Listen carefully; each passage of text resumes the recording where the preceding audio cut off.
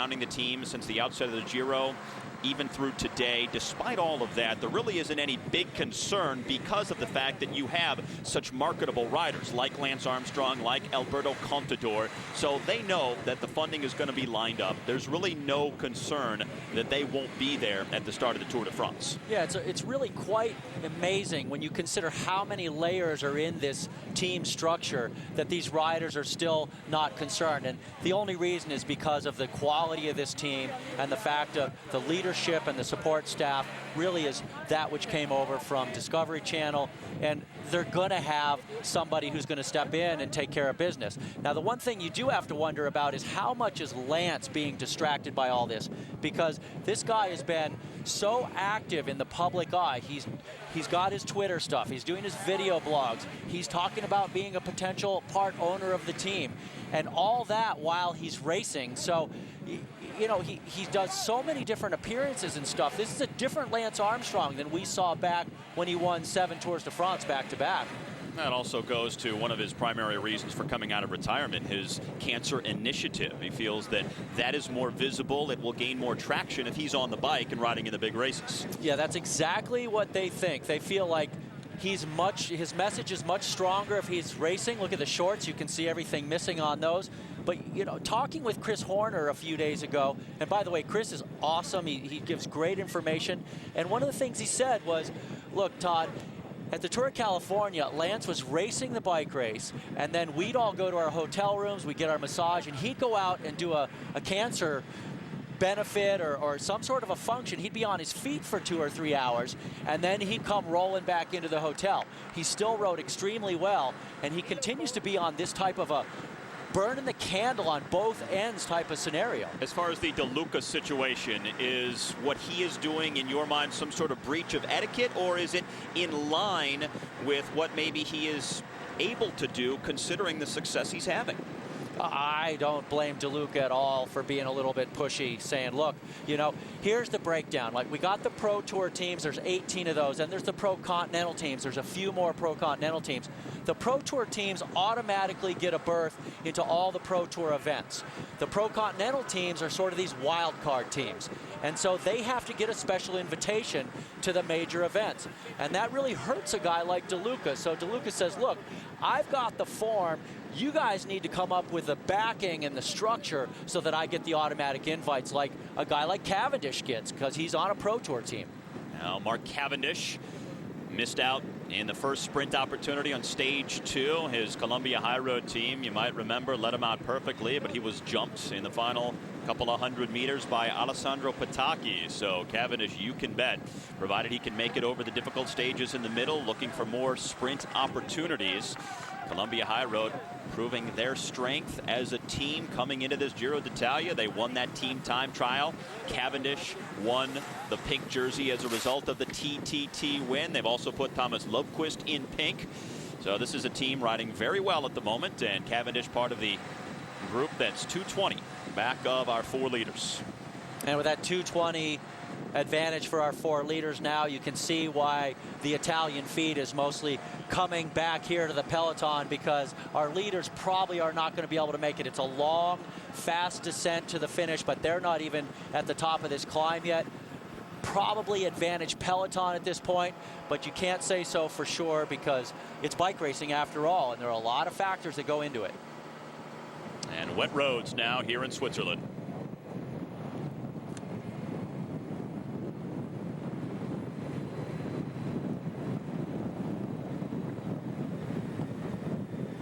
Rabobank, the team of Dennis Menchov, who won a stage a couple of days ago. Very tough climbing day. And Menchov now, with that stage win, entering an exclusive category of riders who have won stages at all 3 Grand Tours, and a guy who's also won 2 Vueltas, and very much in the picture for the GC here at only his 2nd ever Giro d'Italia appearance. Yeah, he was 5th overall last year and used it for his really getting his good form for the Tour de France, and he's looking even a little better this year here at the race. I think that the issue for Menchov is the Rabobank squad really is not their top group of riders except for Menchov. So he does not have the team support that he's going to need. And also, by his own admission, the Cinque Terre time trial, he is very concerned about losing time there. It's 60.6 kilometers with a lot of climbing. It's very twisty. I don't know if Menchov is going to be even within a few minutes of Levi Leipheimer in that time trial. And some more hills to climb to soften up the legs before we get to that long time trial. But a lot of unknowns. How will Danilo De Luca handle that distance? He's got so many guys lined up right behind him in the GC who you could make a case are better long time trialists than De Luca. Yeah, I think if you look at the general classification, I know we're looking forward a few days, but the main guys for that time trial are going to be our top 5 in GC, actually our top 6 in GC. De Luca, Lofqvist, Rogers, Leipheimer, Menchov, and Basso as it stands currently. Now that may change before we get to the time trial, but those are the guys that are going to have to show if they have it or they don't, and it's really going to set things apart for the rest of the race. And just about all the riders now with the long sleeves, many of them with gloves, with caps on underneath their helmets. As the temperature is dropping, the wind is picking up, the rain has started to fall in this mountainous area of Switzerland on the way to the only categorized climb of the day, the Cat 3 Passo del Maloja, before about 36 kilometers of descending roads leading to the finishing town of Chiavenna in Italy here on stage 7 at the Giro d'Italia.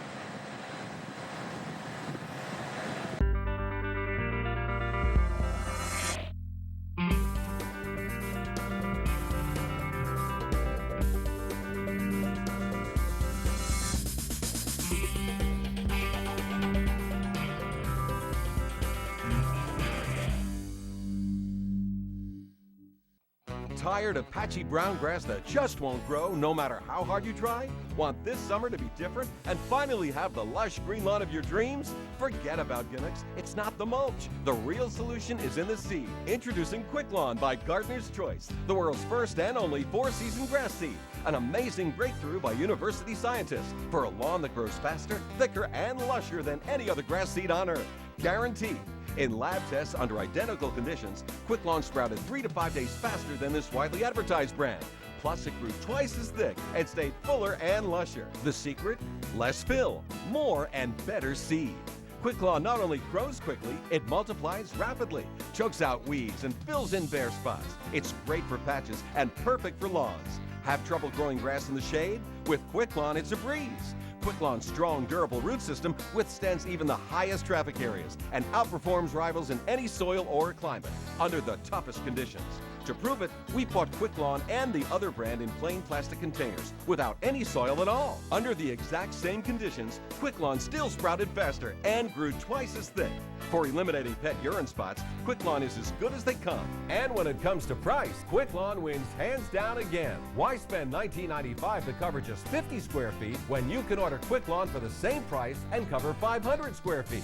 That's 10 times more seed and 10 times more coverage. Wait, there's more. Order right now and we'll double the offer to 1,000 square feet. That's only 2 cents per square foot. Don't miss this incredible dealer direct price of only $19.95 plus shipping and handling. Put Quick Lawn to the test in your yard. If you're not 100% thrilled with your lawn this summer, just return the packaging for a full product refund. Order Quick Lawn now for only $19.95 and get 2 for the price of 1 plus shipping and handling. Call 1-800-973-2721. That's 1-800-973-2721. Call now. Takes a special kind of viewer to inspire a news station. It never fails. Right at 7 o'clock on the dot, people are pulling through. I'd rather give to 9 News and the people who need it. You helped feed Colorado, giving nearly 200 tons of food. Those donated pencils and notebooks made all the difference. You made business thrive in our state.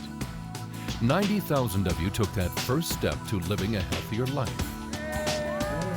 Helped save lives just by making a buddy, all while honoring who you did it for.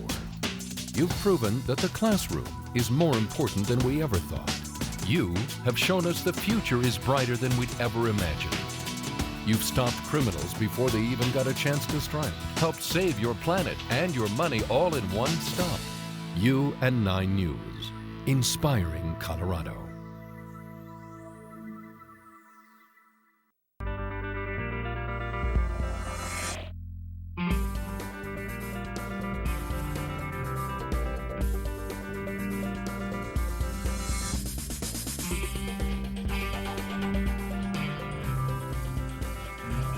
Universal Sports, home of world champions.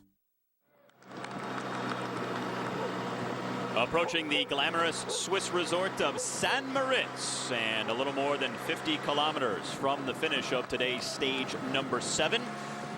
And our breakaway group of 4 riders with a lead of 2 minutes 10 seconds over the main field. And once the race does get to St. Moritz, there is one intermediate sprint there today. That's the only intermediate sprint out on the road here on stage number 7. And as far as the sprinters classification and the sprinters jersey, well, the sprinter's jersey itself is being worn by Alessandro Patacchi, even though overall race leader Danilo De Luca is leading the sprint classification. It's interesting to note that De Luca leads the GC, but he also leads 3 categories overall: the general classification, the sprinters competition, and the King of the Mountains classification. But because the pink jersey obviously takes priority over all of the others, Patacchi wearing the purple jersey of the sprinters leader, Dennis Menchoff wearing the green jersey of the King of the Mountains leader, and then Thomas Lobquist is our best young rider and the Columbia High Road rider wearing the white jersey. It's been an incredible first week of racing for the LPR squad of De Luca and Patacchi. Between them, 3 stage wins, the pink jersey, the whole deal. I mean, these guys really have to be happy with what they've done so far, and hopefully their team is going to be able to up the game a little bit and move that team into that Pro Tour level, or just do something to where they get the invites to all the biggest races. Now mountains on just about all sides of the peloton right now. Going by the gorgeous Engadine Valley in this portion of Switzerland, and the road still going uphill. Now it's really a gradual uphill for the first 200K of today's race. And there are some flat sections, but more or less it's a gradual ascent till you get just beyond 200 kilometers into the 7th stage of racing here today, and then the sharp descent for the final 36 to the finish. Yeah, it's a perfect day for an escape move such as the one we have in front of us. These guys been out here all day long, literally attacking, and no response from the peloton in the very first few kilometers of the bike race. And unfortunately, although they built up a 9-minute and 30-second lead very early in the day, the sprinters from the teams that think they can win this from a bunch finish have continued to bring them back, and now it's really, it's coming down to the point where these guys probably are thinking they may not be able to make it to the finish. They're still all rotating through, which they're going to have to do. But we're going to find out pretty soon when these guys get to the top of the climb how, well, we'll get a good time check there and we'll see what their real chances are. And now in the Tony town of St. Moritz, unofficially calling itself the top of the world. And this is an area known very well to Lance Armstrong. This is where he always did his high altitude training prior to each of his 7 Tour de France wins. And the intermediate sprint coming up, and the points in time will be taken up by our 4 leaders right here. As a matter of fact, not only St. Moritz, but a lot of the stages and roads that are coming up over the next couple of weeks will be very familiar to Lance Armstrong. Rode a lot here in Italy during training, and even in some of his Tour de France wins when the stages crossed over into Italy. So today going by St. Moritz, where he did that high altitude training, and some of the climbs coming up later on in this Giro will be very familiar to the 7-time Tour champion. Nice for these riders to get a little bit of a break here from the moisture, as all it takes is a wet road to make cycling in a pack not very pleasurable, because you get that spray off the wheel in front of you and it comes right up into your face, your eyes, your mouth, and it's really a real hassle. If you're by yourself, if you're on the front, you don't have the issue of the spray, but as soon as the wet's road, when you're in the pack, the road is wet when you're in the pack. It's definitely a bit of a hassle for these guys. So these riders happy to see the rain stopping for a bit, the road's dry. And the clock counting in the bottom right-hand corner of your screen as the 4 breakaway riders went through that only intermediate sprint point of the day. And again, time and points available at that sprint selection. However, the 4 breakaway riders really not a factor in either classification. Bradley Wiggins there, the Garmin rider just off to the left of our screen now. He had the black jacket on, and he is really the sort of the default guy for the Garmin squad after Van de Velde crashed out. And definitely a very solid rider. He's not a guy who can do it in the climbs, but he's going to be looking for something in especially the final time trial. Now keep an eye on the clock. When we came back from our last break, it was right around 2:10 from this main field up to our 4 breakaway riders. See if they have cut into that as they come into San Moritz with the low-hanging clouds, snow on top of the peaks. Minute and a half gone by. Now still no serious chasing. That's the intermediate sprint point. Our 4 breakaway riders have already gone through. Now the peloton rolls in, and it's going to be just inside of 2 minutes back. So they've taken about 20 seconds out of our leaders since our last check, as stage 7 continues in Switzerland before ending in Italy later on this afternoon. And he believes he's got it. This is by far the biggest dream that anybody could ever imagine. After 2 years of retirement, Todd returned to the Nordic Combined for one reason. I knew that it was going to be a very, very hard competition. To win gold. And that's going to be it. I am world champion today. Universal Sports, home of world champions. Every 60 seconds, someone, somewhere is making the switch to Tempur-Pedic. Now it's your turn. Call now for your free information kit, including a Tempur material sample, along with a DVD and catalog. Traditional mattresses use metal springs that can cause pressure points, causing you to toss and turn. Only the Tempur-Pedic mattress automatically adjusts to your body while keeping your spine in perfect alignment. Plus, because Tempur-Pedic doesn't transfer motion, you won't disturb your partner when you get out of bed or shift positions. Best of all, Tempur-Pedic will let you sleep on one of their sleep systems for an incredible 90 nights before you make your purchase decision. If you want the ultimate in comfort, if you wish to get more sleep but can't, it's time you make the switch to Tempur-Pedic. Call 1-800-603-9885 for your free information kit. That's 1-800-603-9885. Call today. On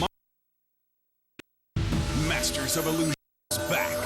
Whatever you do, don't blink. You've never seen magic like this.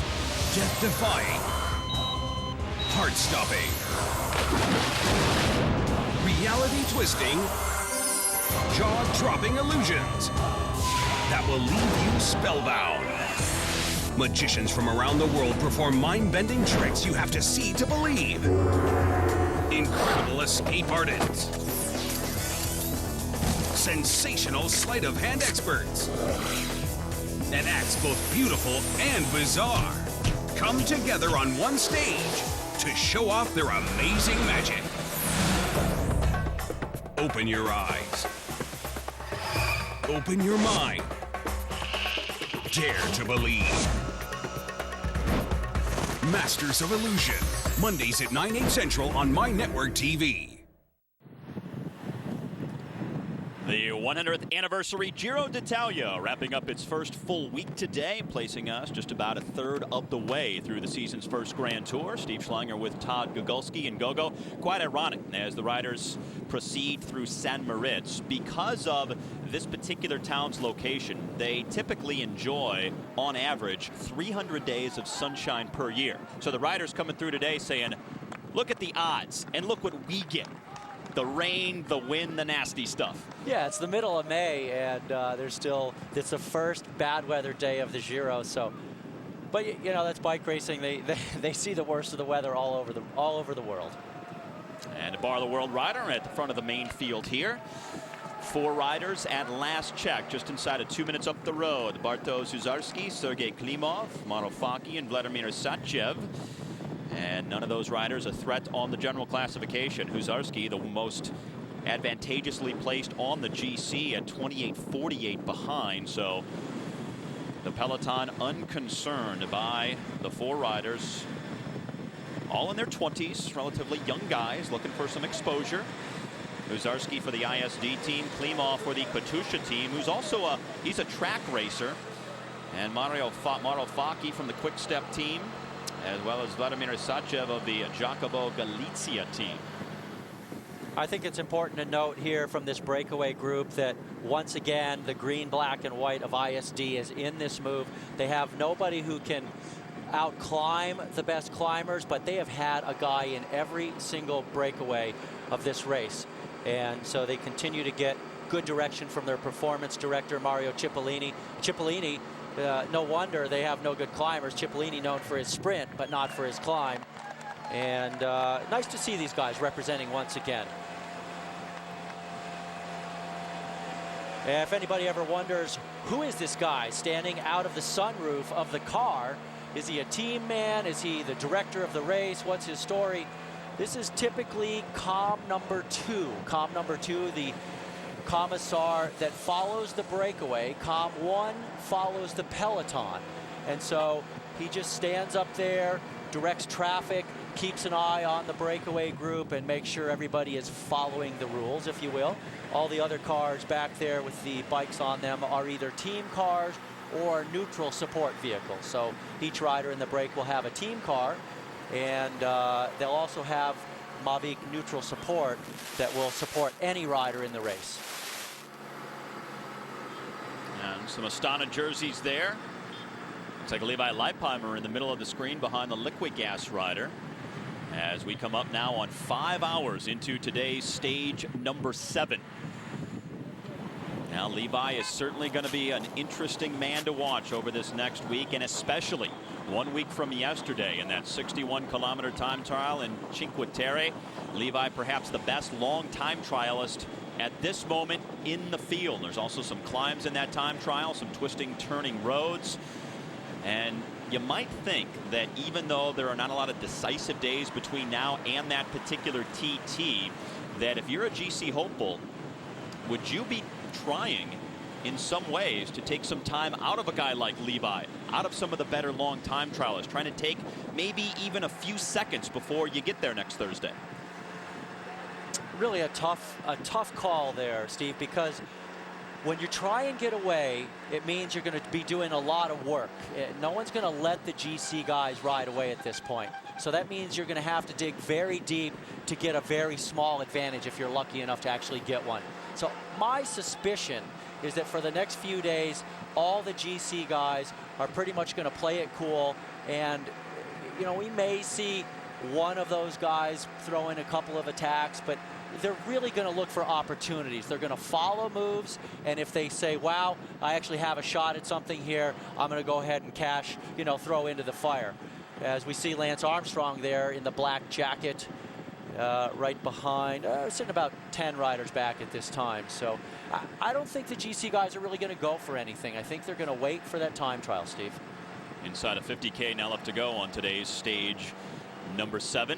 Now there would have to be a very well-timed move that caught the other GC guys by surprise if they're going to do it between now and then. Maybe it might just come down to the fact that you take your medicine. You know you're going to lose some time in the long TT. You try to minimize the damage as much as possible and then look forward to the final week where there are some more decisive uphill finishes and then try to make the time back there. Yeah, it's going to have to be an opportunity that presents itself. Something unusual like the run-in we saw yesterday where it was really, really fast and there was a potential for some splits in the field, and something like that where guys can't get to the front, they can't get their team and organize them and bring them up there to chase. Something like that where you have an opportunity and you take advantage of it. Basso in the green, second rider on the liquid gas team, staying near the front. Back to the 4 leaders now. You know, I think it's also important to note the man on the front right now for the Quick Step team, Mauro Facchi, is also the guy who was in an early breakaway stage number 3, I believe, the second road stage, and that put him into the Mountains jersey for a day. So this is an escape artist. He got a couple of days of rest, and now he's back off the front again. Good showing here for the Quick Step squad. Well, headed towards the top of the only climb on the day, the Category 3, Passo del Maloja. Now, from the top, it drops down 1,400 meters in 23 kilometers. So, long climb to the top and then hang on the backside. And we continue to see some of the Barlow World guys pitching into this chase, and they got to be riding for their sprinter, Robbie Hunter. We haven't seen him do anything yet so far, but maybe they still have a little faith in him. Breezy day out on the lake, a wet day on the roads around San Moritz, headed up the Category 3 climb, still in Switzerland, here on stage 7 at the Giro.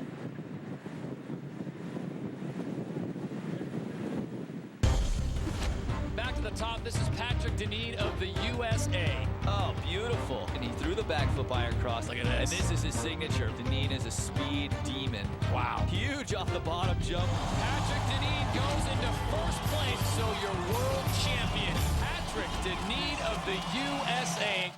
If you're in debt to the IRS for $10,000 or more, you don't have to take desperate measures to settle your account. In fact, you might actually be able to pay just pennies on the dollar. All you have to do is put the right people to work for you.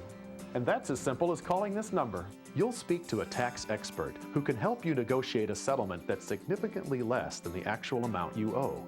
Many are former IRS agents who have inside knowledge that you can't get elsewhere. And that can make all the difference in the world. They saved my business. I owed $30,000 and paid a fraction of it. The threatening letter stopped immediately. I got great advice, and they did all the work. If you owe more than $10,000 in back taxes, you owe it to yourself and your family to call this number and get your case settled for less. Now, you only have a small window of time to settle, so act now. For a free tax analysis, call 800-515-0290. There is no obligation. Call 800-515-0290 now. Shock the world.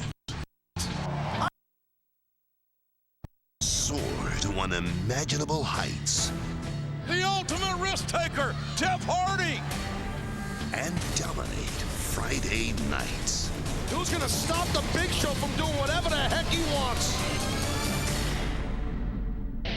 Now, let the WWE superstars of Friday Night SmackDown into your home on My Network TV. Welcome, ladies and gentlemen, to Friday Night SmackDown. Witness all the action, all the excitement, all the unbelievable moments of Friday Night SmackDown. Friday at 7 on My 20.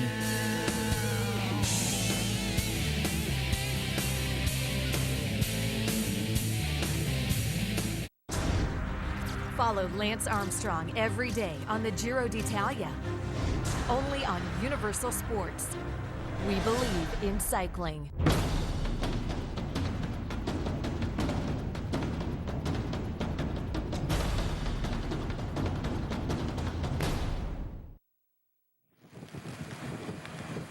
Well, things are changing on stage number 7 as a result of the inclement weather. We lost the signal for a brief time. Now as we pick up the race once again, it is raining quite heavily. And the leading group of 4 riders now with a lead of inside 10 seconds over the peloton, which has really started to pick up their pace here. Still on the climb of the Passo del Maloya, the Category 3 ascent, the only rated climb on the day. So things changing, and look at the 4 leaders looking over their shoulder. They can see the pack now coming, and by far these are the wettest roads we have seen all day today. So given the change in the conditions, Todd, would you anticipate perhaps one of those GC threats to try and use this situation to now make a move?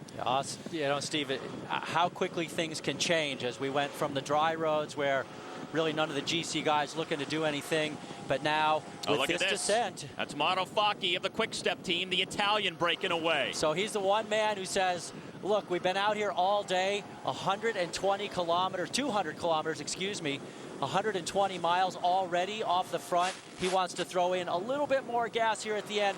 He's not going to go very far. But really, back to your question, now with this rain, and we have a very high speed, but also twisty and very technical descent at times, I would say if you're a GC guy, you need to be extremely attentive now, because a lot can happen on this descent. Now Facchi looking over his shoulder, the 27-year-old who used to ride for Fossa Bortolo, also Barlow World, now with a Quick Step team. Well, back on GC at 54 minutes, has been a bigger player in the King of the Mountains classification. And he realizes he probably isn't going too far here as the road is still gradually going up. Now this is going to really make it dicey on the descent. Once they hit the summit of the Cat 3, 36 kilometers to the finish. Another very frantic downhill expected here at the end of stage 7, just like we saw at the end of stage 6 yesterday. But the big difference, much wetter roads versus the dry conditions we had yesterday. And now we see Horner sitting second wheel in the black jacket. Just to his left and our right is the pink jersey. There's Danielson in the Garmin jersey on your left. We got to be looking here for Basso, got to be looking for Levi, as DeLuca here just fighting to stay in the front, out of trouble. Surprising to me that he doesn't have any teammates with him. And it looks like that is Barlow World back on the front. Could be Aqua and Sapone. Their jerseys almost identical. It's actually both teams. It's Aqua and Sapone and Barlow World.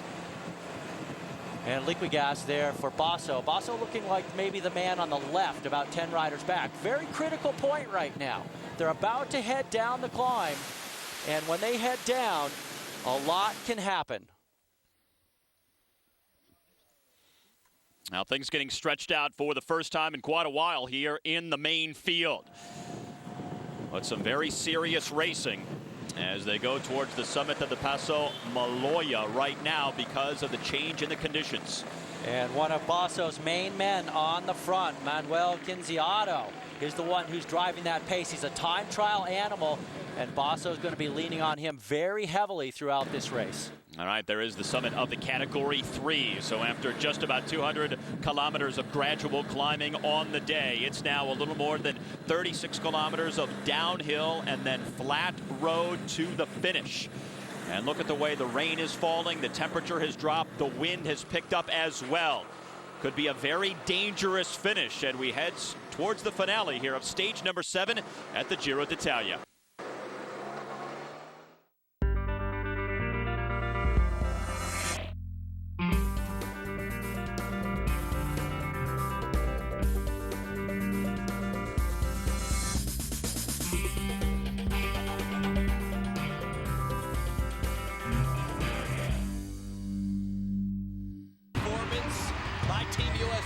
On the move, shot in the goal. Beautiful pass from Potter. Dug it and shot in the goal. What an exclamation point for Team USA. The United States now up 4-1. They win back-to-back golds in the World Championships. Let the celebration begin in Finland for Team USA. Universal Sports. Yes, a superhero today. Home of world champions.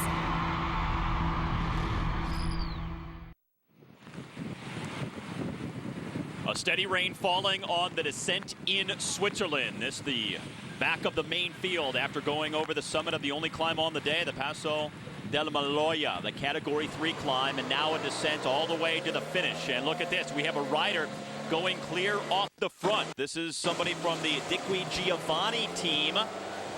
Taking a lot of risk here right now, Steve, but he knows that there's a chance to split the field right now. So Diqui Giovanni gone on the attack, and this is the perfect time to do it. And it looks as though that is Alessandro Bertolini.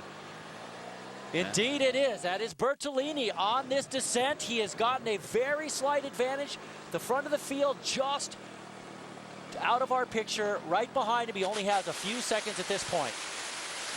Well down on the general classification, but Bertolini is a veteran, 37 years of age, began his career back in the mid-90s, and look at this turn coming up here. Watch how delicately he'll have to approach this, and check out the angle as well. Yeah, he's not going that fast down this descent, but he's going fast enough to be in front of everybody else. You can see how gingerly the peloton is taking this. Swinging out well wide, slowing down, almost crawling around these switchback turns.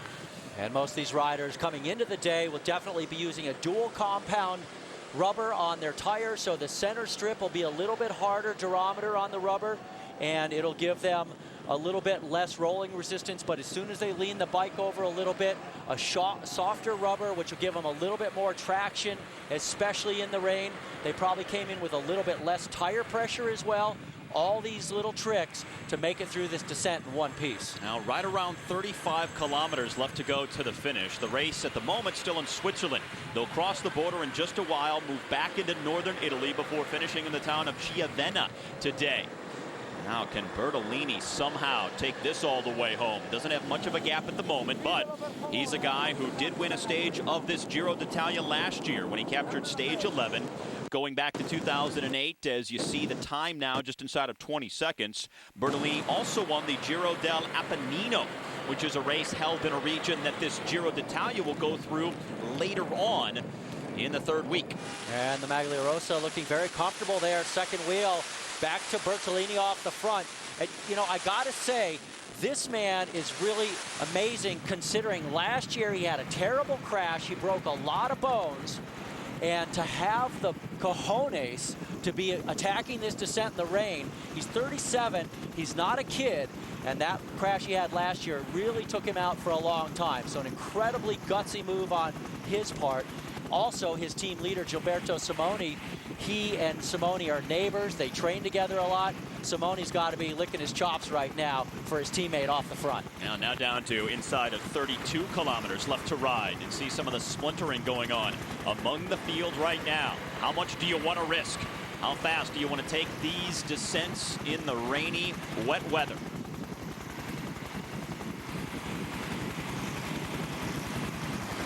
And looking at the front of the field, not very fast, as Bertolini probably going to be extending his lead a little bit.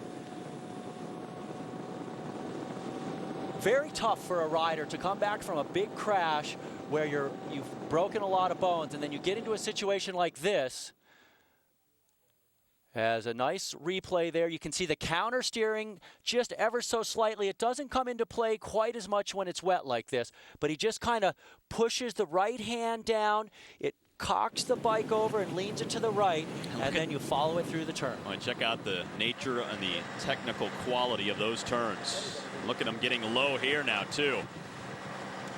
Yeah, well, he knows that he has to save every ounce of energy on this descent. So when he's going fast enough to be basically spun out in the gear, he needs to tuck, he needs to get compact, so he can just let the heart rate come down a little bit, recover a little bit, because he still has a long way to the finish. All right, so interesting scenario as we see the rest of the main field on the descent here. We've got just over 30 kilometers left to go to the finish. It's pretty much all downhill before it flattens out in our finishing town of Chiavenna. We do have some sharp turns in the finale town. The finish around the town itself is sort of shaped like a rectangle, so that could make it sort of intriguing. But by virtue of the fact that one man escaped yesterday and stayed clear to the finish to win the stage, the sprinters missed out. Today, at the outset, the sprinters were thinking maybe the profile would be a little more favorable for them today, as Bertolini now goes inside of 30K to the finish. What do you expect from here, given the weather, given the one man who's broken away, given the aspirations of perhaps the sprinters teams, the one-day classics type riders who would also like to get away? It seems like there's a lot of possibilities for the finish.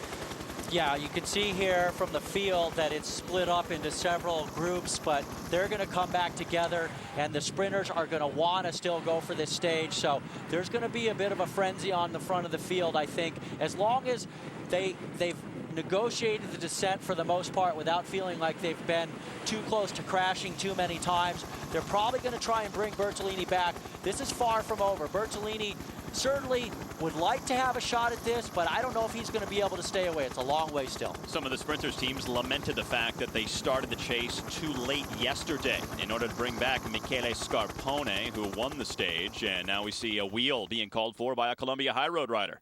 Not a good situation, as he's been standing there for a while. What happens on these descents is they keep all the cars behind the peloton. So if you get a puncture or if you have a crash or a mechanical, you have to wait for the entire peloton to pass, and then you get to your car. And we saw from that overhead a moment ago a bunch of riders going through the 30K to go banner, but we already saw the lead of the peloton go through a long time ago. So the field has definitely come unglued on this descent. Alessandro Bertolini taking his lead up to close to a minute over the main field right now, but still so far to go from the finish.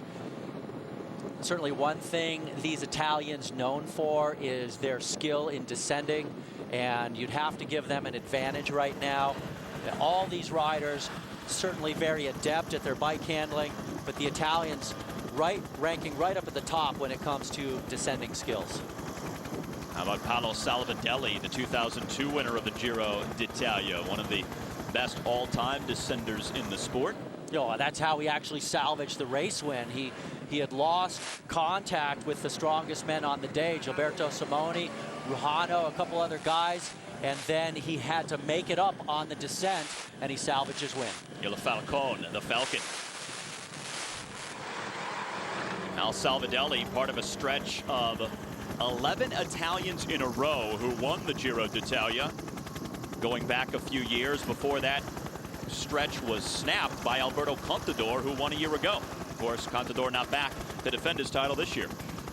Yeah, can you imagine if this Astana squad also had Contador here as well as Leipheimer, Armstrong, and Horner? It would be unbearable for the rest of the field. Now, they were riding at a very fast clip towards the top of the climb a little while ago, but on the descent, it's a much more careful, conservative pace by the main field here, as the roads are extremely wet in the rain here in Switzerland. As they ride southwest back towards the border with Italy. That's where stage 7 will finish in the town of Chiavenna later. Can Bertolini stay away, or will he be swallowed up? Answers coming up on Universal Sports. Here comes Lindsey Vonn. Nice flight off there. She is building speed. Whoa, she hit the gate there. How much did that cost her? Over these final turns here to the finish line, and she grabs the lead. She has won herself another Super G and another discipline title. When it comes to going bald, you now have a choice. Advances in medical science have resulted in the world's first and only permanent solution to hair loss. It is your real hair. It's your natural hair. You wash it, you cut it, you swim with it. Bosley is the world's most experienced hair restoration experts, having pioneered virtually every major advancement in the art and science of hair restoration. I'm very satisfied, very happy with what I've done. This has got to be one of the best decisions I've made in my life, I'll tell you that. Bosley Hair Restoration is a relatively simple outpatient procedure. The results look completely natural, and it's affordable on nearly any budget. Call the toll-free number now to receive your free, no-obligation information kit that will help you decide if hair restoration at Bosley is right for you. You don't have to accept going bald. Do something about it right now. Call 1-800-986-2945. That's 1-800-986-2945. Call now. Say Today Mondays to make the rest of your week smarter. In news, what's ahead with the new administration, at the gas pumps, and around the world. In money, what top execs are thinking, what they're reading. In sports, the big view that goes beyond the local favorites. In life, hear the stars talk for themselves. Start your week smarter with USA Today. Subscribe for home delivery. Now get 12 weeks for just $30. That's 50% off the retail price. Call today.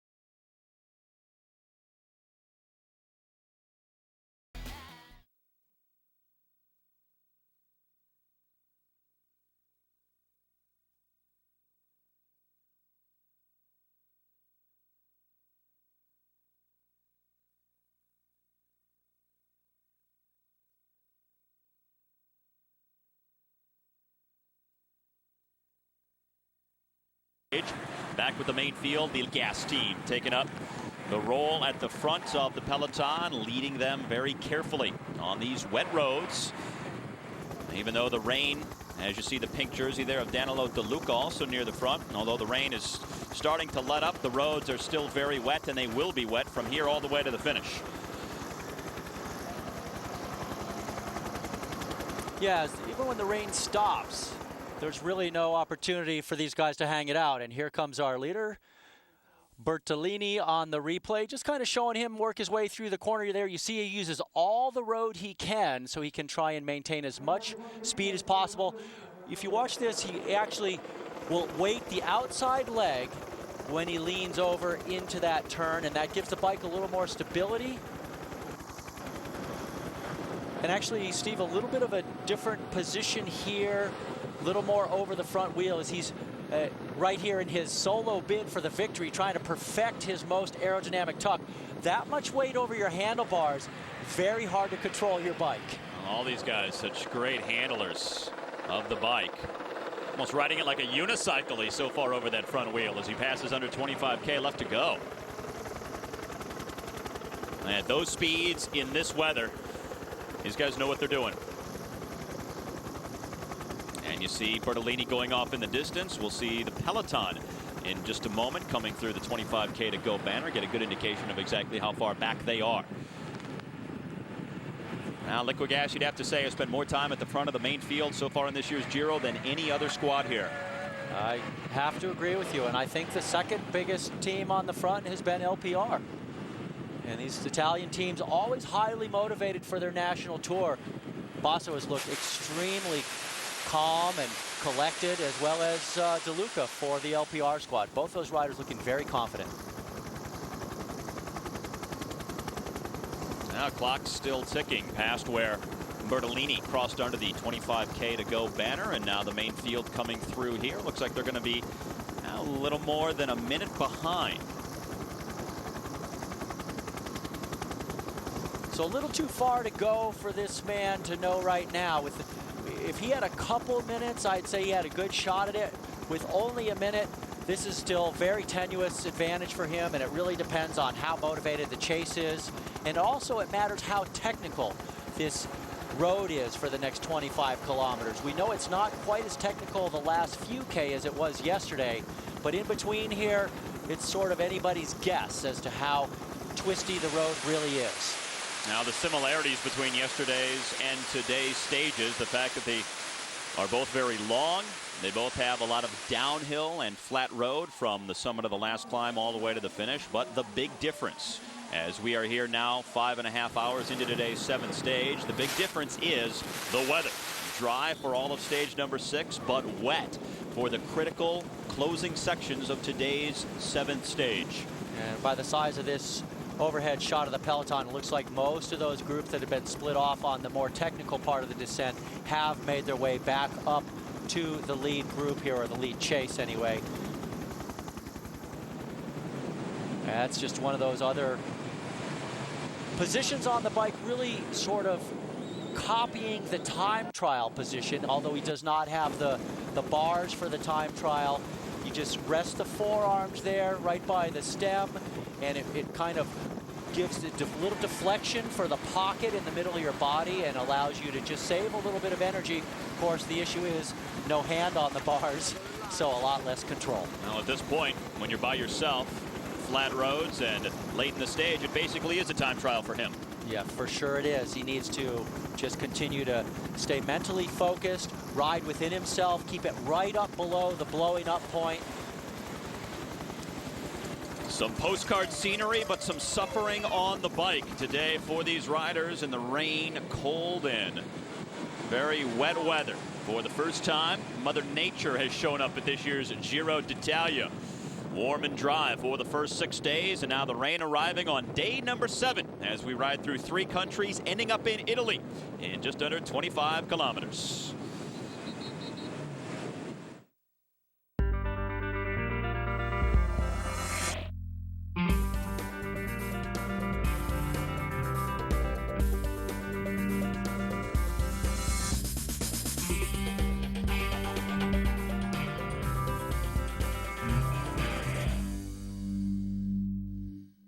Retailers don't want you to see the information about to be disclosed. Hi, I'm Tony Galata. This is my wife, Carrie Galata. This is our house, my wife's dream house. And we furnish most everything in this house with products from Direct Buy. We purchased the breakfast table and chairs. We looked at that table in some other places. They ran around $3,500 and we picked it up for around $1,500. If you're building, remodeling, or simply redecorating a room, there's now a way to buy virtually everything you need at prices you never imagined possible. We've saved, I think, well over $20,000. Just on our kitchen alone, we saved almost $10,000. It adds up to about a $30,000 to $40,000 savings overall. Call the number on your screen now to receive your free insider's guide to buying direct. Plus, you'll also receive a free visitor's pass for an exclusive tour of your local Direct Buy showroom. Call right now to get started buying the Direct Buy way. Stop paying retail and become part of Direct Buy, the private members-only showroom and design center. Don't wait another minute. Pick up the phone and call now. Gets you out running or doing what you really love to do. You have your own motivations for being out there. Enjoy every second. The Boulder Running Company has what you need to make your experience even better. From free video gait analysis to a huge casual shoe selection to apparel and accessories. The Boulder Running Company. Boulder, Denver, Colorado Springs, and online at boulderrunningcompany.com. Have you found your 5-person relay team for the post-Colfax Marathon? Go to coloradocolfaxmarathon.org to sign up for the relay May 17. It's another reason to high-five your friends. The post-Colfax Marathon beginning and ending in City Park. Drew Soicher. Sports that get your attention.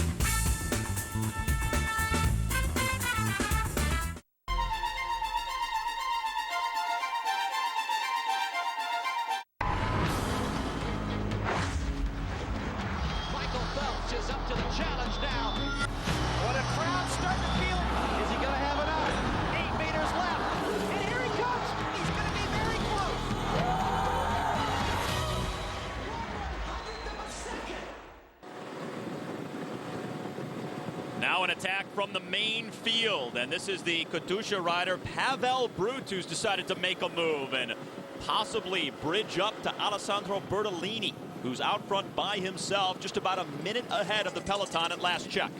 It looks to me like Brut is sensing the fact that maybe the field not too motivated to chase right now, as Bertolini still with about a minute advantage. So Brut is the next man to try his luck in a late race attack here.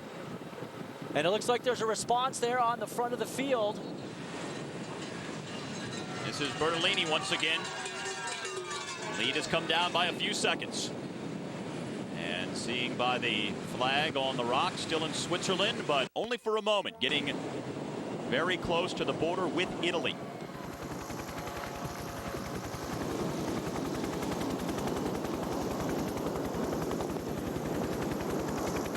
And now waiting for the group of the Maglia Rosa to come through and see if Pavel Brut can establish himself getting away from the main field. And it looks like we've got a couple of other riders who are also trying to go with Brut now.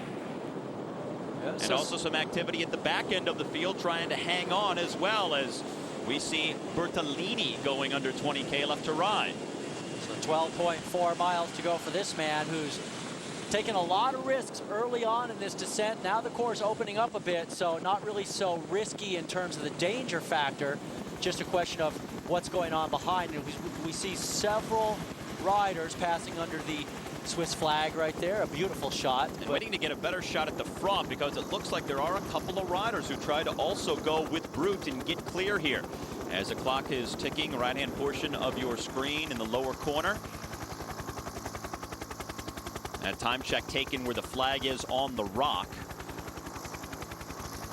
So we'll get a time from Bertolini back to the main field. But again, judging from the limited views we saw, it looked like there's a couple of guys trying to also jump out of the main field along with Brut. I think that time check actually is the 20K to go banner. Yeah, but we'll get the score settled here in a minute anyways. But it'll be very interesting to find out what riders were trickling off the front. And sometimes that's what happens. One guy dribbles off, then another, then you get a few. And there's the time check. 48 seconds between our lead solo rider, but who is in between now? Now there's Bertolini again out front. He made his attack after the climb of the Passo della Maloia, a Category 3, launched himself as they went over the summit. Got a lead of a little more than a minute. It's come down inside of a minute now, but still pedaling with a fury here. And we know Pavel Brut had also gone clear, the Katusha rider. And the question is, did he get reabsorbed by the pack and then did other riders attack, or is he still dangling in between in what we call no man's land, and who else has tried to get away from the field. Let's get a look now. Now that is not Pavel Brut. That is a different rider. That's Columbia High Road is who that is. It looks like the rain is now stopped as well. Road's still wet, but what they're showing here is Bertolini in the lead, Brut at 48 seconds back, and then the pink jersey with the big group at 55 seconds back, but there's more riders up here now. Okay, this is Brut, and he's got another rider with him that looks like potentially a Barlow World rider.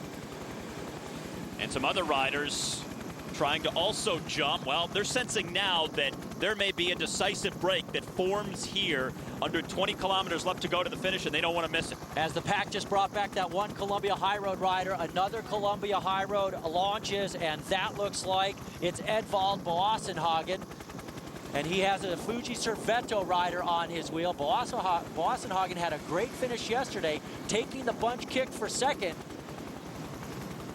Now, if he gets up in there and they do stay away as a break, he is certainly a danger to win this stage. Winner of the Wevelgem race earlier in the spring. Now this is Bertolini again. And the front of the field in that last shot did not look very organized. It was Liquigas on the front with several riders, and their point man was looking back over his shoulder, looked like maybe talking to the other guys. The field was pretty spread out. We have two groups of two now, as well as a single rider, and these two groups of two look like they're about to come together with 15K to go. All right, there is the 15-kilometer left to ride banner into the town of Chiavenna, Italy. Road's starting to dry, it looks like, but still not ideal conditions for a very high-speed finish. And back to Bertolini, the 37-year-old. Winner of a Giro d'Italia stage last year. And this is the border crossing from Switzerland back into Italy. Border Patrol has the day off. The riders just steam on past. And now as they do cross back into northern Italy, the entire Giro d'Italia will remain in Italy for the entire 2 weeks before we finish in Rome. A little bit of a view here of the various gaps out on the course, as now we have 4 riders chasing one. And a bit of a gap now back to the field. This is starting to look a little more promising for these riders off the front at this point. Now there's Bertolini, then the 4 chasers not too far behind. Now because of the nature of the terrain here, hard for the camera to get in close to exactly identify all of the riders, get their time gap, and give us a better perspective on exactly what the margin is between Bertolini, our 4 chasers, and this main field, which you see right here. Looks like Liquigas still the team out front.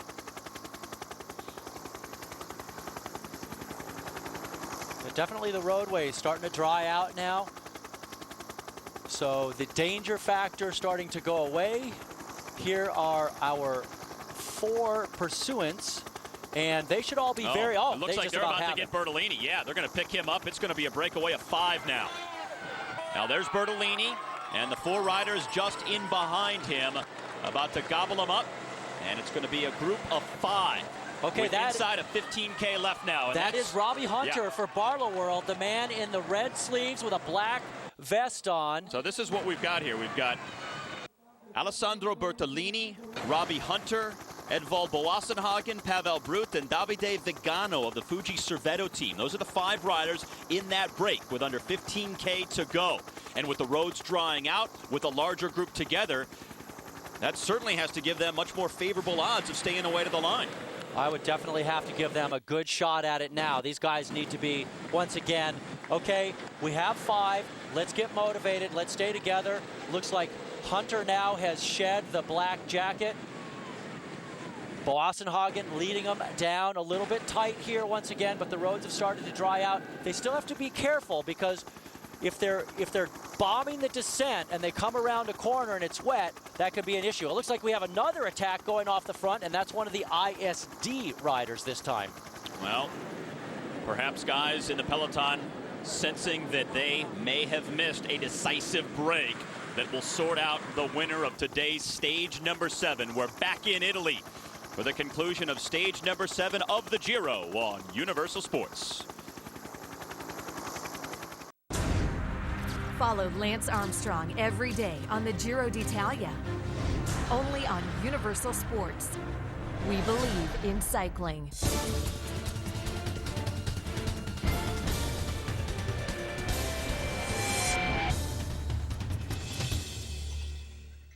Own a timeshare? Turn it into cash. We sold our timeshare and got this big check. No more maintenance fees, thanks. That was easy. When you call now, you'll find properties from the biggest names in the industry. If you want to buy, sell, or rent, call now. With billions of dollars sold, now could be the best time to sell. With the cash we got from selling our timeshare, we paid off our credit card. No more maintenance fees, no more credit card debt.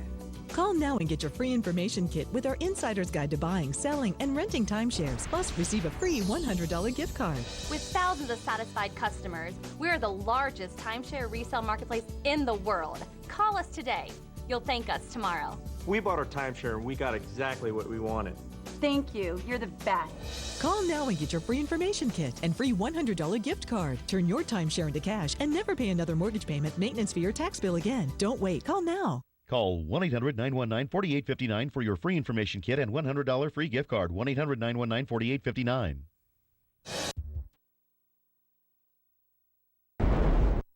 Still works. Discharge your debt legally. Fast filing and payment plans. Andy Cameron can help you. Coming up in just a minute, more on today's top story. So make the move with us now over to My 20. Grab the remote. Susie's got sports. Stay with us. You know what changes at 6:59 on 9 News in the morning? Well, it's not Colorado's most watched morning team. After 2 hours of news on Channel 9, they're just getting started.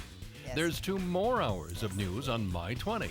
So the only thing that does change, the channel. From 9 News to My 20 at 7 a.m. Welcome back on My 20. Straight out to Becky in the backyard. How's it looking out there, Becky? Bankruptcy still works.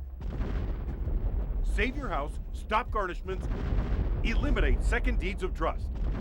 Andy Cameron can help you. Now this is the ISD rider who's trying to jump forward from the peloton to our breakaway of 5 riders. Andrei Glivko, who's just inside of 8 minutes back on the GC. But this is our group of 5 coming up on 10 kilometers from the finish now. And again, it's Bertolini, Hunter, Boassenhagen, Brutz, and Vigano. The 5 riders here now who have formed what could be the decisive move of the day.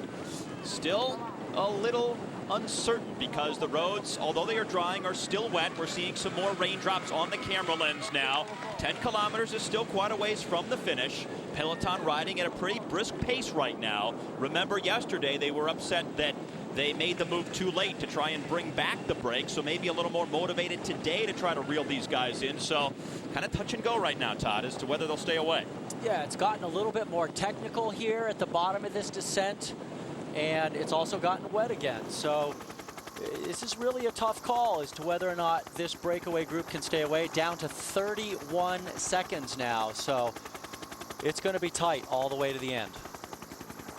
Now back in Italy, 3rd of 3 countries visited on today's stage number 7. Started in Austria, went through Switzerland, now back in Italy, and the race will remain here entirely within the confines of Italy for the final 2 weeks of racing. And today's stage number 7 winding up in the town of Chiavenna near Lake Como, just about 100 kilometers north of Milan. And here's now the time gaps. Grivko, half a minute back. And look at this, the group of the Maglia Rosa and Danilo De Luca right there on him. Apparently he's getting swallowed up.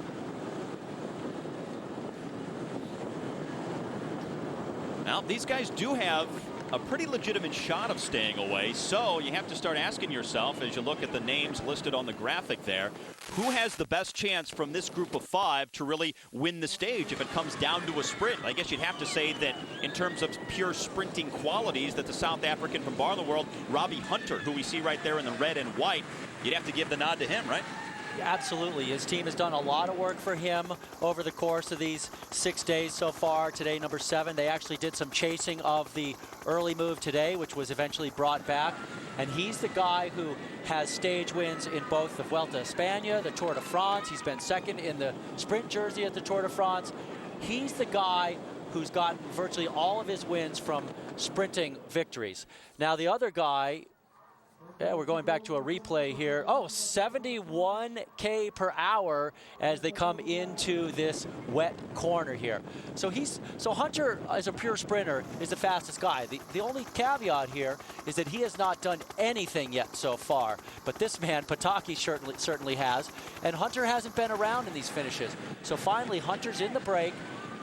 He's got to be the favorite, but you got to look also at Boasson-Hagen, the man on the back, who got second the other day in the field sprint, leading the field sprint across. Yeah, Boasson-Hagen yesterday beat some pretty decent sprinters, including Alan Davis for second place in the finish of yesterday's stage. Boasson-Hagen afterwards said he really felt like he missed out on a good opportunity for the stage win, said he'll look for more opportunities as the race goes along, and perhaps maybe it'll be just 24 hours later before he gets another good chance.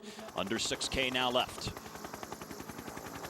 Yeah, so it's still too early for these guys to be thinking about how to mess up the other guy's game in the breakaway. They still need to be all in. They need to be working smooth. They don't want to get cocky here and end up getting caught. And so as we go back to this move, you can see everybody still pulling through.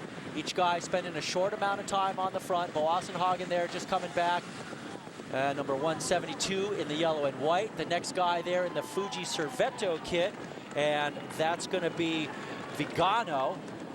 White and blue, and then Katusha now coming onto the back, another blue and white kit, and that's Paolo Brun. Look at the gap. It's starting to go up back to the peloton. 43 seconds from our leading group of 5. This is Grivko, who's sort of caught in the middle, trying to bridge across. He might have gone too late in order to make it through. He's going to get a sense of where he is in relation to the main field. More raindrops falling, so the road pretty wet here. And he's coming up on the 5K to go banner. So that group of 5 with 5K to go looking better and better now to stay away. Yeah, maybe that last 5K to go here, but maybe that last graphic with Grivko only 1 second in front of the peloton. Maybe there was an error in that, because I don't know how he would have then extended it back to 10 seconds in front of the peloton.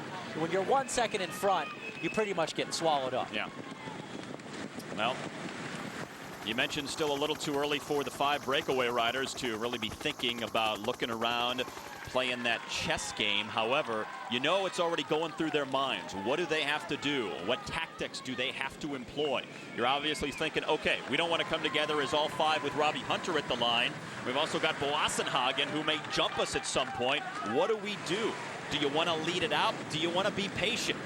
They're already going through those calculations in their mind with 4K to go, and now a 30-second lead on Grivko, who's still trying to bridge. Yeah, Boasson-Hagen, the big man in that group, and really, we don't really know how good a sprint he has. He's been very solid. He's roommates with his teammate, Lofqvist, who spent a day in pink, and he's been shepherding him around for several days, but now today, Boasson-Hagen, a little bit of a leash, let the leash extend a little bit. And here's the deal. If I'm Boasson-Hagen, pretty good size gap to our ISD rider Grivko, and then Grivko very tenuously hanging on. But if you look at the sprint here today, if these guys stay away, Boasson-Hagen and Hunter probably don't mind if the group comes down to the finish together. But the other 3 riders do not have a good sprint, so they need to be looking for a place to attack here in these last 3Ks. They need to be looking to start trying to catch the sprinters off guard, because they cannot win if this comes to a sprint. Now 3K to go. These guys are flying. They're going to stay away at this point. I agree. I think now look at this. Hunter swinging out. Boasson-Hagen flicking the elbow. No, I'm not going to come through. Nobody wants to pull. It's a little too early to stop pulling. They got to keep the pressure on. But if they just keep riding, they're going to stay away. Grivko about a half-minute back. Here are our 5, and see how technical some of these turns are in the finishing town of Chiavenna. The finale is shaped like a rectangle, some very sharp turns, even a little island in the middle of the road with 500 meters to go. So things to keep an eye on here as this stage number 7 comes to a close, hovering in 43 seconds back to the main field. But it looks like this 7th stage is going to be decided by these 5 riders. Back on the front right now, the man who got it all started, Bertolini. Right behind him in the red and white of Barlow World is Hunter. Behind him in the white and yellow kit of Columbia High Road, Boassenhagen. The man on the back is the Fuji Servetto rider, Davide Vigano. And then the Katusha rider, also in blue and white, is Pavel Brut. Those are your 5. And we should start looking for a little cat and mouse here pretty soon. They're going to stop pulling. There is a half-a kilometer climb, which they're on right now. And this climb will take them approximately from 2K to go to 1.5K to go. Then it's flat from there to the finish. Now only a little bump, really. Not much in the road for him to deal with. And they're maintaining that gap back to Grivko. And at last check, 43 seconds to the peloton, which we haven't seen much of here in the last few minutes. Well, Grivko has absolutely no chance of catching these guys. Look at this. It looks like Hunter testing them a little bit. Now looking back the entire way, maybe just testing the legs and the will of his 4 other breakaway companions. Rather surprising. And here we have an attack, and this looks like Katusha or Fuji Servetto testing a little bit. But once again, a quick response from Boassenhagen, and that was Katusha.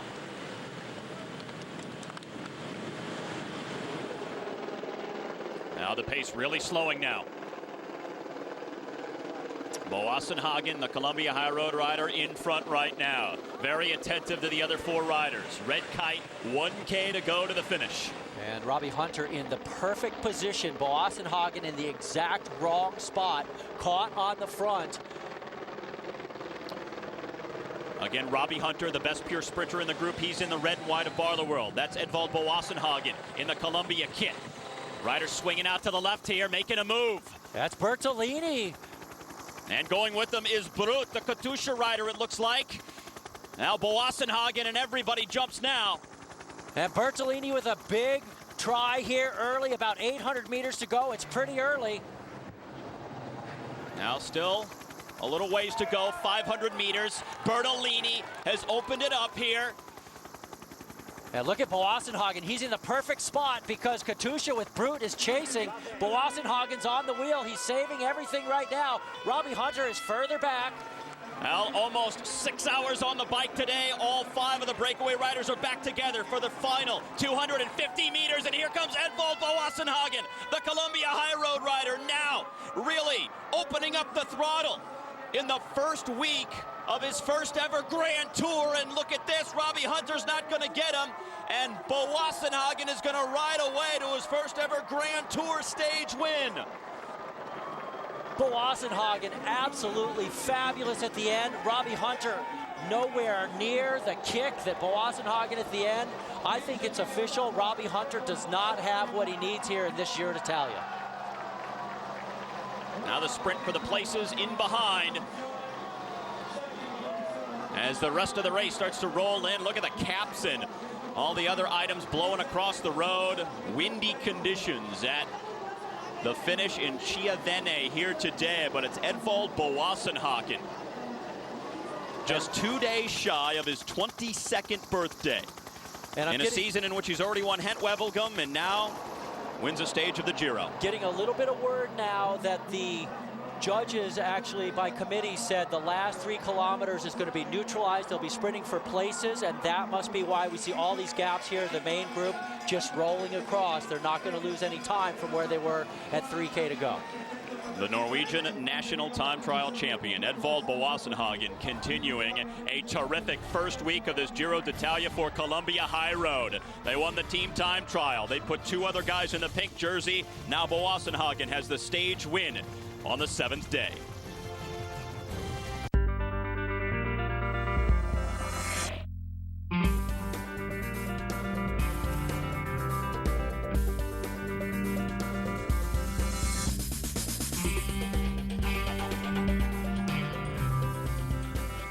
Universal Sports, home of world champions. Retailers don't want you to see the information about to be disclosed. Hi, I'm Tony Galata. This is my wife, Carrie Galata. This is our house, my wife's dream house. And we furnish most everything in this house with products from Direct Buy. We purchased the breakfast table and chairs. We looked at that table in some other places. They ran around $3,500 and we picked it up for around $1,500. If you're building, remodeling, or simply redecorating a room, there's now a way to buy virtually everything you need at prices you never imagined possible. We've saved, I think, well over $20,000. Just on our kitchen alone, we saved almost $10,000. It adds up to about a $30,000 to $40,000 savings overall. Call the number on your screen now to receive your free insider's guide to buying direct. Plus, you'll also receive a free visitor's pass for an exclusive tour of your local Direct Buy showroom. Call right now to get started buying the Direct Buy way. Stop paying retail and become part of Direct Buy, the private members-only showroom and design center. Don't wait another minute. Pick up the phone and call now.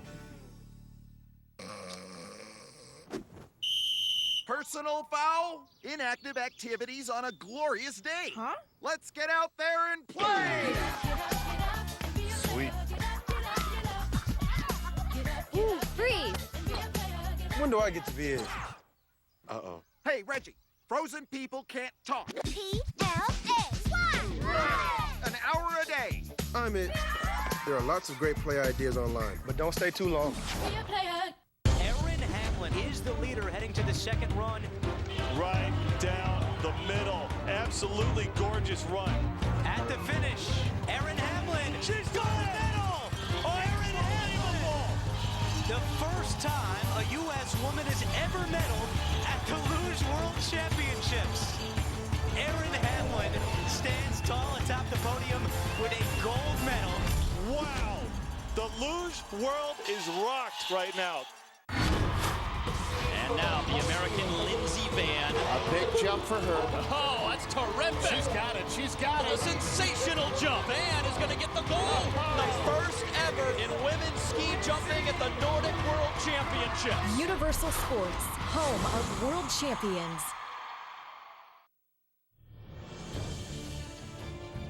And you see Bertolini just being caught there, and Boasson-Hagen launching off a Brute's wheel, and nobody even close as Robbie Hunter, the man we thought would have had the better legs, could not hold a candle to Edvald Boasson-Hagen. An incredible finale for this young man. Now, Edvald Boasson-Hagen jumping with just about 200 meters to go to the line. A guy who will turn 22 years of age in just 2 days. The early birthday present is his first ever Grand Tour stage win. And afterwards, we talked with the winner. Yeah, it was really crazy, the downhill, and the rain was really cold. But, did a great job, and just tried to catch the other group, and then we get the gap. So we was riding together in front, and we get the gap. So it's really nice. We see you the first time in Gand-Wevelgem. Right now, you win a stage here at Giro d'Italia. You are the new name of the cyclism. Also, Piva said this. Yeah, it's really nice that they say that. So, yeah, I'm really happy about that. And I just try to ride as fast as possible and do my best job. So, see how far it goes. 7 days deep now in the Giro d'Italia, and the top of the GC really unchanged as far as the overall favorites. Lance Armstrong now 4.5 minutes back, and there you see the name of Michael Rogers, the teammate of Boasson-Hagen, today's stage winner. Rogers still very well placed right behind his other teammate, Thomas Lobquist. Rogers half a minute back of the overall race leader, Danilo De Luca. We also caught up with Mick Rogers to get his take on the day and the race. It was nice, we won the stage, but it was very dangerous. I was so scared in the final with the wet descent like this, but thank God nothing happened. And the end is okay for Colombia? Yeah, it was nice. Young Edvald was second yesterday and first today, so we're very happy. Thank you. Okay, thank you. Now, Columbia High Road, some performance in this first full week of the season's first Grand Tour. 2 stage wins, 3 days in the pink jersey. as Edvald Boassenhagen picks up their second stage victory after they also won the team time trial to open things up almost a week ago in Venice. Boassenhagen, who won Gent-Wevelgem earlier this year, the Norwegian national time trial champion. Still a couple of days shy of his 22nd birthday. They're talking about him as a star of the future, just riding this Giro to get some experience. But here he is in his first ever Grand Tour.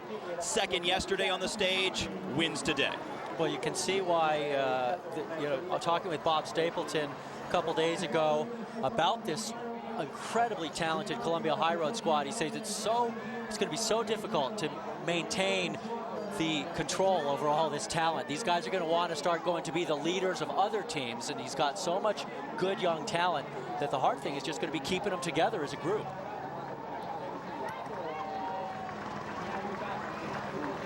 Now, Team Columbia said coming into the Giro that they hope to maybe win one stage, maybe spend one day in the pink jersey, but they've done so much more in only the first third of the race.